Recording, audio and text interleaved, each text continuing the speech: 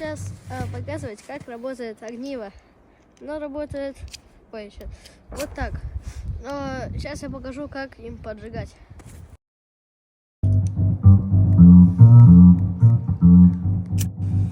Огнивом поджигать очень просто. Смотри, мы трем, вот так вот трем, не жалеем, трем, не жалеем. И когда мы видим то, что вот этой стружки уже очень много, мы ее поджигаем. И по идее должно загореться. Но это не всегда с первого раза, потому что это сложно.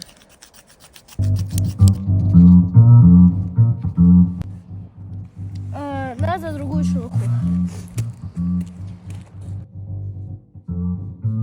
Сейчас мы попробуем два наполнителя. Первый это вот этот вот. Он чуть влажный, но в принципе может загореться. А вот это сухая трава. Не спрашивайте, где мы ее достали зимой, но она сухая.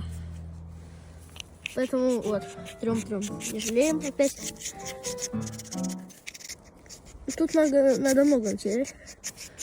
Тут.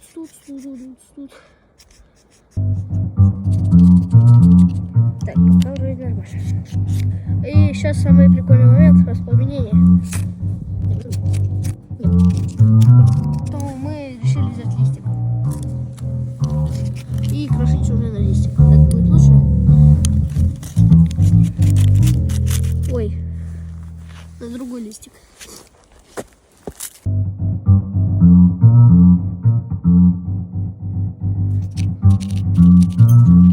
Раз, два, три. И вау. Начинаем поджигать. Вот сейчас будет.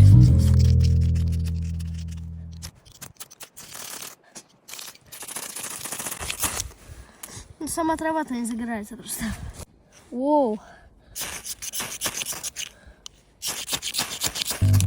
Почти. Оп. Хурей! Happy birthday to you! Вот, теперь можно уже прикрывать этой травой.